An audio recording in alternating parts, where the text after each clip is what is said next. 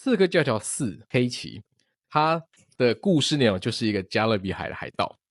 观众如果你想要玩，你不想被爆雷的话，请跳过这一段，但是我会讲一下这个故事内容。反正就是他是一个海盗，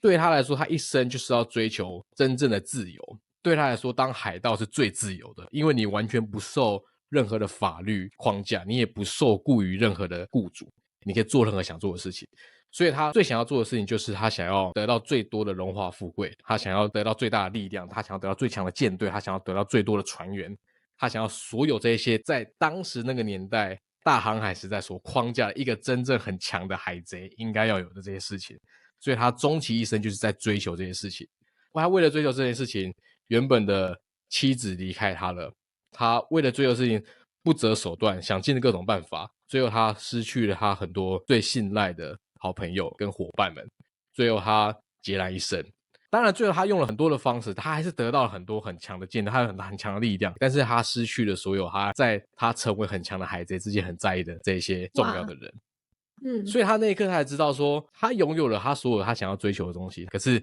其实他一点都不自由，他其实是他自己欲望的奴隶，没有能力去选择到底什么是真正重要的，什么是对的事情去做。所以他终其的一生失去了一切，他才理解了这堂课。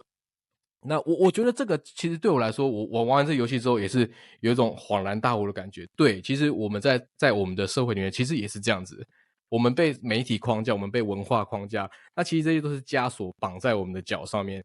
告诉我们说我们应该怎么做。那在动物权这块也是一样，文化告诉我们好像你男生就一定要吃很多肉你才可以长大，然后好像文化告诉我们说这些牛羊猪鸡就是应该给我们杀，那小猫小狗要当我们的毛小孩。可是一样，这些都是文化框架，如果你没有能力去理性的判断，然后再根据你自己认为对的事情，对的价值观去决定你该怎么做的话，我觉得这是一个你自己在枷锁自己。但是当你有能力去选择做对的事情，不去在乎别人的眼光，不去在乎社会的框架，我觉得这个时候你才是真正最自由的。